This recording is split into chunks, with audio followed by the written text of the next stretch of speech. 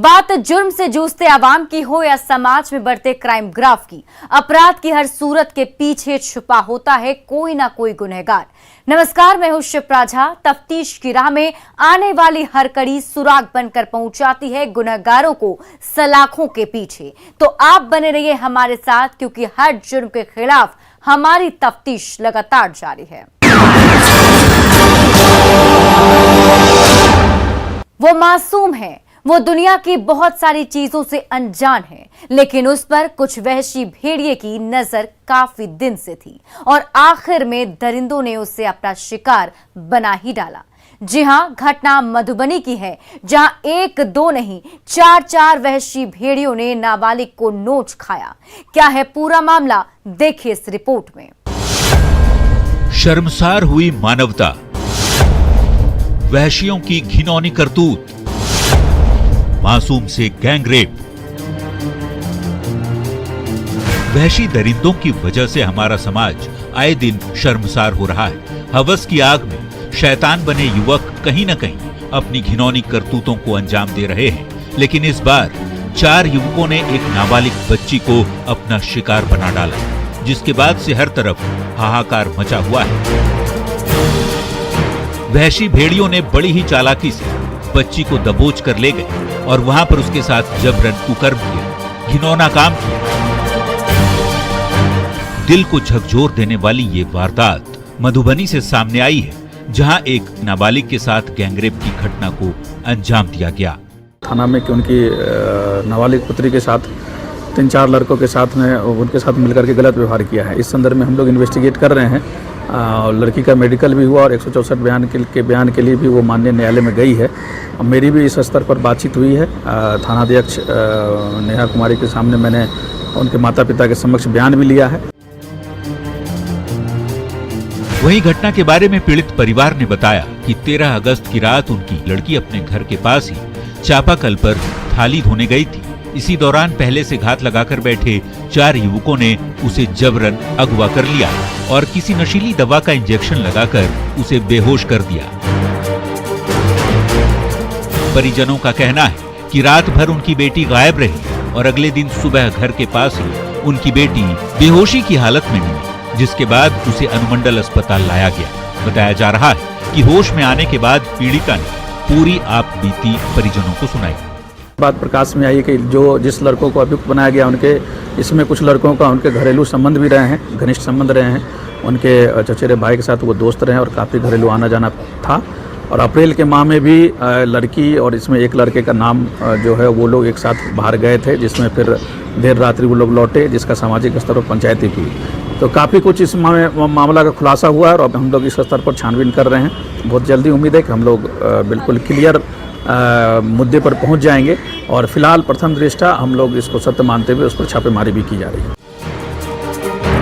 फिलहाल पीड़ित परिवार की शिकायत पर थाने में 4 युवकों पर नाबालिग लड़की को अगवा करने और उसके साथ गैंगरेप के आरोप में 25 साल के सुनील भंडारी, 25 वर्षीय सुशील भंडारी, 26 साल के प्रदीप कुमार कामत और 21 वर्षीय सुरेंद्र कुमार भंडारी के खिलाफ नामजद केस दर्ज किया गया है। मेडिकल कराया गया है और जो बात सामने आई है उसमें घरेलू मैटर होने की बात हुई कि घरेलू संबंध होने की बात कही जा रही है कि उनका घरेलू संबंध था। तो मेडिकल आ जाता है और फिर हम लोग अन्य बिंदु पर जांच कर रहे हैं। जो आरोपी पक्ष है, जो आरोपी हैं, 4 आरोपी जो नामजद आरोपी हैं, उनका पीड़ित परिवार के साथ पहले भी काफ़ी घनिष्ठ संबंध रहा है और बताया जा रहा है कि अप्रैल महीने में जो आरोपी है, आरोपी के साथ ये बच्ची कहीं बाहर गई थी और उसके बाद जब लौटने के बाद गाँव में एक पंचायत ही बैठी थी।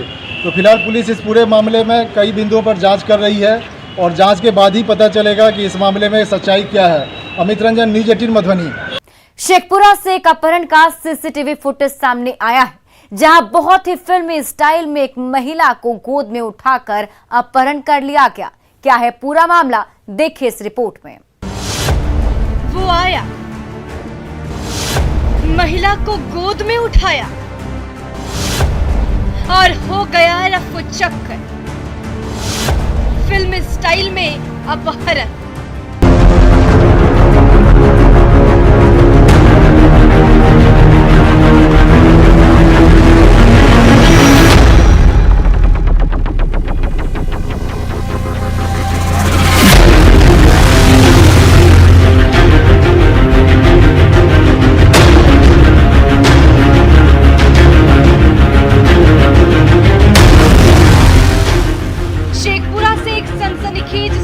सीसीटीवी फुटेज सामने आया है। पहले आप ये वीडियो गौर से देखिए।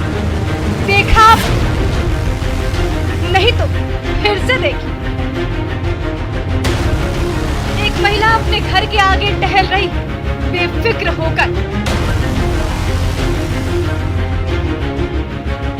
तभी एक आदमी तेजी से उसकी तरफ आता है और बहुत ही आराम से उस महिला को गोद में उठाकर अंधेरे की आगोश में चला जाता है। दरअसल ये पूरी घटना अपहरण से जुड़ा है। वो जो तस्वीर में महिला दिख रही है उसका नाम है नेहा कुमारी, जिसका घर के बाहर से बहुत ही फिल्मी अंदाज में अपहरण हो जाता है। ये हाथों में तस्वीर लिए खड़ा आदमी अपहृत नेहा कुमारी का पति योगेंद्र पंडित है और साथ में उसके 2 बच्चे भी हैं जो आज अपनी मां को ढूंढ रहे हैं और पूरा परिवार न्याय के लिए दर-दर गुहार लगा रहा है। कब घटना घटी है अपहरण? 13 की रात में घटी है, लगभग 9 बजे। अभी हम एसपी को क्या है मिल लिए, क्या बोले एसपी साहब? बोले कि 1-2 दिन में हम रिकवरी कर रहे हैं। ये अपहरण की वारदात शेखपुरा के शेखोपुर सराय थाना के डोवाडीह गांव की है, जहां एक निजी स्कूल के संचालक की पत्नी का अपहरण किया गया है।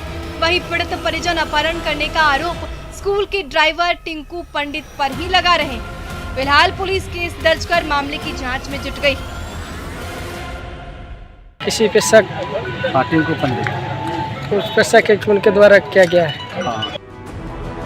बहरहाल अब देखना होगा कि पुलिस सीसीटीवी फुटेज के आधार पर कब तक इस अपहरण की गुत्थी को सुलझा पाती है। पुलिस भले ही अपने थ्योरी पर काम कर रही हो, लेकिन जैसे जैसे दिन बीत रहा है, नेहा की बरामदगी नहीं होने से परिजनों को अनहोनी की आशंका सताने लगी है और मासूमों का भी हाल बेहाल है।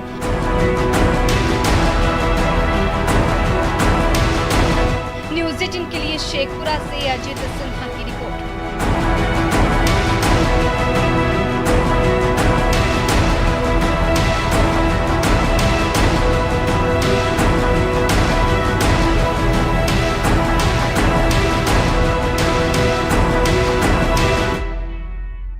राजधानी पटना शूटआउट जोन बनता जा रहा है। अगस्त में अपराधी मस्त हैं, पुलिस पस्त है और ये हम नहीं कह रहे बल्कि अगस्त महीने के आपराधिक आंकड़े बयां कर रहे हैं, जो हैरान करने वाला है। देखिए रिपोर्ट। राजधानी पटना में अपराधी बेलगाम, हत्या और लूट की वारदात सरेआम। नहीं रहा खाकी का इकबाल।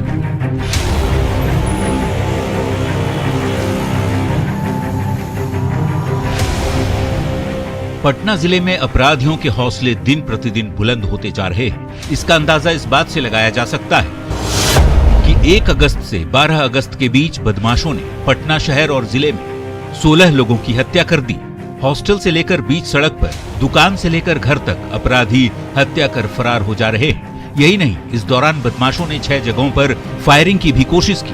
पुलिस को खुली चुनौती दे रहे हैं। चाकूबाजी की 3 घटनाएं दर्ज की गई है। खास बात यह है कि हत्या, फायरिंग, लूट और चाकूबाजी करने के बाद एक भी अपराधी घटना के बाद फौरन नहीं पकड़े गए। यही वजह है कि बदमाश बेखौफ होकर राजधानी में आपराधिक वारदातों को अंजाम दे रहे हैं। ताजा मामला गोपालपुर थाना क्षेत्र के उदैनी के पास की है, जहां बाइक सवार हथियारबंद अपराधियों ने पिस्टल का भय दिखाकर एक स्वर्ण कारोबारी से सोने की चेन, लॉकेट और सोने की अंगूठी लूट ली।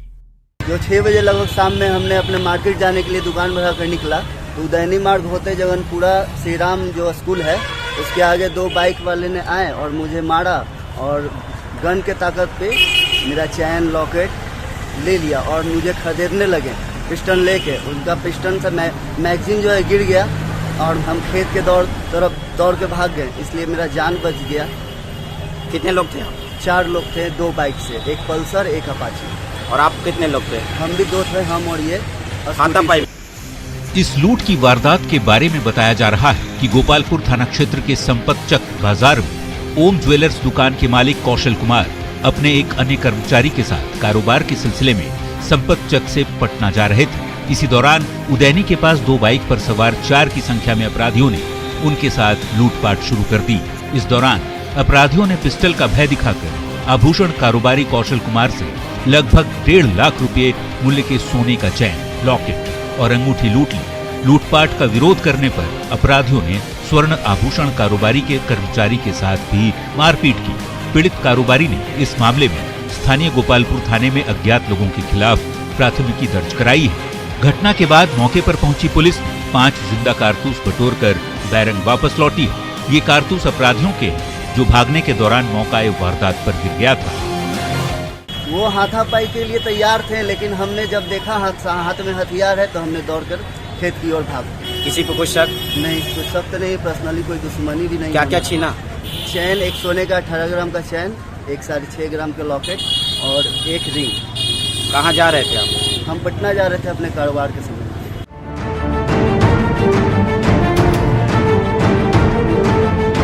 ये कोई पहली वारदात नहीं है। इससे पहले भी बेखौफ बदमाशों ने 12 अगस्त को बेऊर में ट्रांसपोर्टर को गोलियों से भून दिया था। 11 अगस्त को मोकामा के कसादियारा में एक की हत्या कर दी गई थी। 11 अगस्त को ही सालिमपुर के संपतपुर में किसान की हत्या हुई थी। 10 अगस्त को मोकामा के मराची में जीविका दीदी को जिंदा जला दिया गया। 10 अगस्त को बिहटा में लूटपाट के दौरान आभूषण कारोबारी की हत्या कर दी गई। 9 अगस्त को रानी तालाब में पीट कर अधेड़ को मार डाला गया। 8 अगस्त को धनरुआ के बांस बीघा में युवक की हत्या हो गई। 7 अगस्त को धनरुआ में ही एक और युवक की हत्या कर दी गई थी। 7 अगस्त को दहेज के लिए बहादुरपुर में महिला की हत्या हुई थी। 7 अगस्त को बाढ़ के भदौर के बकमा में कुख्यात पर जानलेवा हमला किया गया। 6 अगस्त को खेमनीचक में मजदूर की हत्या हुई। 6 अगस्त को मनेर में दिव्यांग का कत्ल कर दिया गया। 6 अगस्त को बिहटा में दवा कारोबारी को जख्मी कर दिया गया। 5 अगस्त को दानापुर में युवक की हत्या कर दी गई। 2 अगस्त को बेऊर में गोलीबारी की गई। 2 अगस्त को कदमकुआ में रिक्शा चालक की हत्या हुई। 1 अगस्त को जानीपुर में बुजुर्ग की हत्या कर दी गई। 1 अगस्त को ही परसा में ऑटो चालक की भी हत्या हुई, जबकि उसी दिन बहादुरपुर में हॉस्टल में कुक का कत्ल कर दिया गया।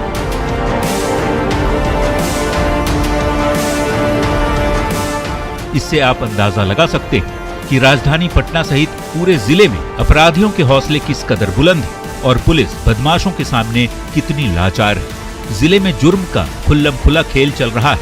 अपराधियों के सामने सुरक्षा के तमाम दावे फेल हो रहे हैं। अगर समय रहते इस पर अंकुश नहीं लगा तो जवाब देना भारी पड़ जाएगा।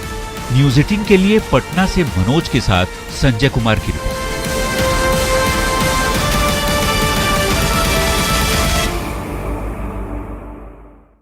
अब वक्त हो चला एक छोटे से ब्रेक का, हम जल्द हाजिर होते हैं। ब्रेक के बाद एक बार फिर से आपका स्वागत है। वो चचेरे भाई थे, दोनों गलबहियां डालकर चला करते थे, लेकिन आज पटवन के विवाद ने इस रिश्ते को ही कलंकित कर दिया। भाई अपने भाई के ही खून का प्यासा बन बैठा, एक भाई ने दूसरे को मौत के घाट उतार दिया। क्या है पूरा मामला, देखिए इस रिपोर्ट में। रिश्तों का कत्ल, पटवन के विवाद में खूनी संघर्ष, चचेरे भाई ने ली भाई की जान। आज भाई भाई ना रहा और भाई का प्यार भी ना रहा। आज एक भाई हत्यारा बन बैठे। आज एक भाई ने ही अपने भाई को जान से मार डाला। रिश्तों के इस कत्ल ने सबको झकझोर कर रख दिया है और इसके बाद से हर तरफ कोहराम मचा हुआ है। एक तरफ जहां पीड़ित परिवार में चीख पुकार मची हुई है, वहीं पूरे इलाके में एक अजीब सा सन्नाटा है।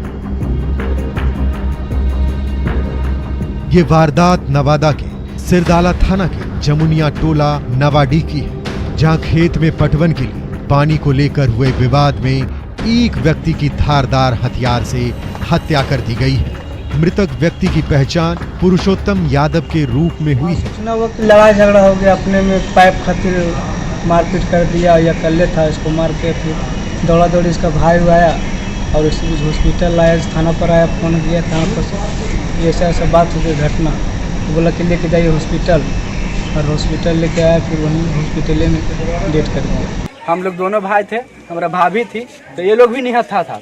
खाली मतलब वो लोग लाठी से था, तो ये बोला खाली इतने कि तो हनी गलत करना ठीक नहीं होता, समझ गए ना, यह सोच ली है।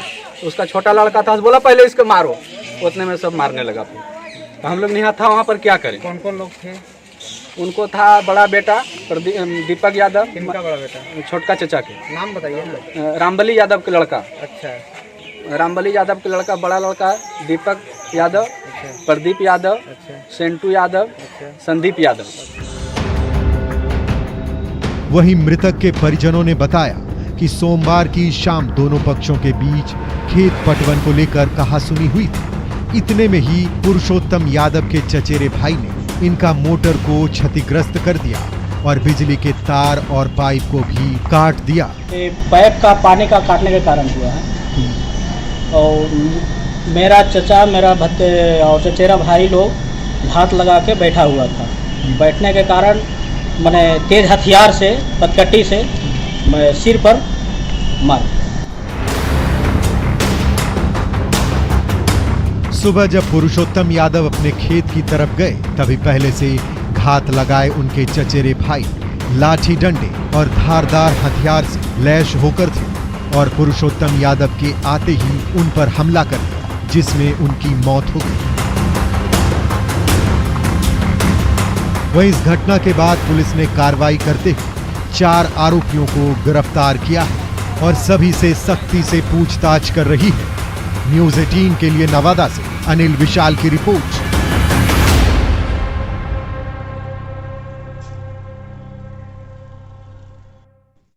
आखिर कब तक बेटियां दहेज की बलि चढ़ेंगी? आखिर कब तक कागज के चंद टुकड़ों के लिए दहेज दानव गला घोंटते रहेंगे? कब तक दहेज के कुचक्र में जिंदगी पिसती रहेगी? शेखपुरा से आइए रिपोर्ट देखिए। दहेज के कुचक्र में फंसी मुन्नी, पति हर रोज करता था प्रताड़ित। सोने की चेन के लिए घोटा गला।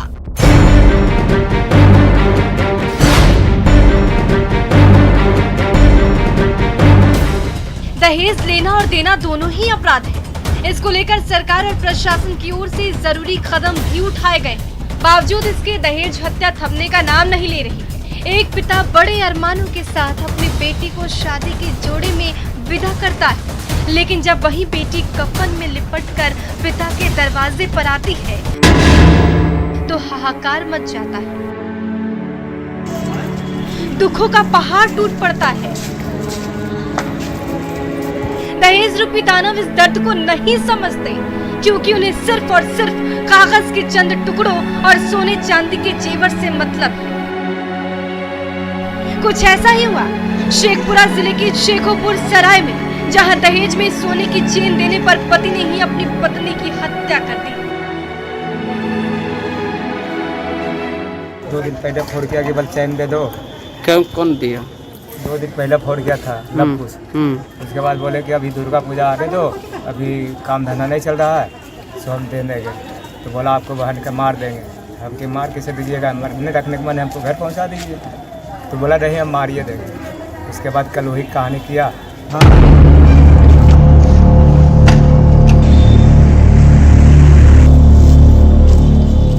इस खौफनाक वारदात के बारे में बताया जा रहा है कि 3 महीने पहले यानी 20 मई 2021 को मुन्नी कुमारी की शादी शेखोपुर सराय के लवकुश कुमार के साथ हुई थी। तब मुन्नी के मायके वालों ने 3 लाख रुपए बतौर दहेज दिए थे। शादी के बाद से ही दहेज में सोने की चेन को लेकर पति समेत ससुराल वाले उसे प्रताड़ित करने लगे।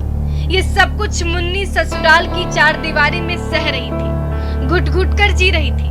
बार बार उससे सोने की चेन की डिमांड की जा रही थी। जब चेन नहीं मिला तो पति लवकुश ने उसकी जान ले ली। घटना को अंजाम देने के बाद पति ने ससुराल वाले को फोन करके कहा कि आपकी बेटी जहर खा ली है। खबर सुनते ही आनंद फानन में परिजन बेटी का हाल जानने के लिए उसके ससुराल जा पहुंचे। फिर पति ने फोन पर कहा कि उसे बिहार शरीफ में इलाज के लिए भर्ती कराया गया है, तो परिजन वापस लौट आए। बाद में शेखोपुर सराय थाना की पुलिस ने शव को बरामद कर परिजनों को खबर दी। थाना पर भारी मतलब सूचना दिए आधी रात को कि बॉडी बरामद हुआ है। कहाँ से बरामद हुआ? हमारी से। क्या लगता है आप लोग का काहे मारा, कारण क्या रहा है? अरे तो वही मतलब दहेज के कारण से मारा। क्या बोले? दहेज के कारण मारा है, सोना नहीं दिए हैं एक बार, वही चलते मतलब कि शादी के बाद बोला कि शादी के बाद बोला कि सोना आपको चाहिए। दिक्कत हो गया। किस पे शक है आपको? मतलब कुछ पर है, उसका माँ भी है साथ में, उसका बहन है। दहेज के कारण हत्या। क्या नाम हुआ? बड़ा बाबू बोले कि फलना के घर चलो, ऐसे बात है। हम उनके घर गए, देखे के बाद में कबाड़ी खोल करके देखे, तोड़ ताड़ के लाश था घर में था। क्या बताया परिजन लोग, क्या बता रहे हैं? क्या परिजन लोग क्या बता रहे हैं? काहल हुआ होगा हत्या? कैसे क्या हुआ? घर में क्या जानेंगे? पानी में। अभी कहाँ लाए हैं? अभी आप लोग कहाँ लाए हैं? इसको पोस्टमार्टम कराने के लिए लाए हैं। मुन्नी कोई पहली बेटी या बहू नहीं है जिसकी जान दहेज दानवों ने ली है। इससे पहले भी कई जिंदगियां तबाह हुई है, कई घर बर्बाद हुए और आगे भी तबाह होंगी।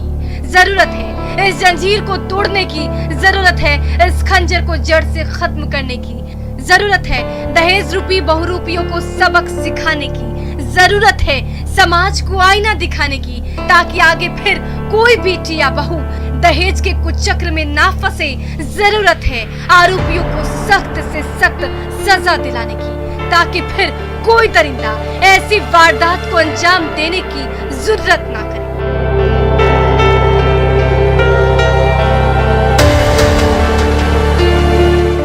शेखपुरा से न्यूज़ 18 के लिए अजीत की रिपोर्ट।